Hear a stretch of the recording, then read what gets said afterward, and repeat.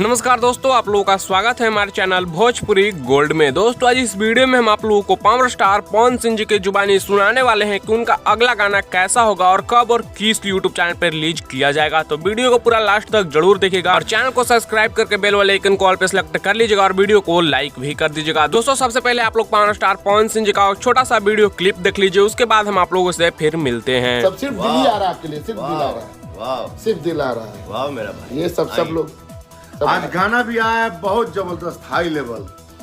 जइहे पाँच के चल जइहे नाच के। क्या बात है। अभी तो एक से गाना भी आ रहा है। भैया का आने वाला गाना सब भी धमाका है भाई। आप लोगों को थोड़ा टाइम लगेगा सुनने में, लेकिन हम लोग इनके मोबाइल पर रिक्वेस्ट करके सुन लेते हैं। हाँ सुन लेते हैं। और तो बेजोल ज्यादा गीत आ रहा है, किस चैनल से आ रहा है भैया जानते हैं, लेकिन गजब global music junction, global music junction से आ रहा है। जबरदस्त ज्यादा गीत है, जबरदस्त जबरदस्त जबरदस्त जबरदस्त। और देखिए अभी भी उनका तीनों फोन आप लोगों का देख कितना स्नेह मोहब्बत है कि भाई के लिए 3 फोन उनका बज रहा है कंटिन्यू और वो छोड़े हुए हैं कि नहीं पहले भाई जनता।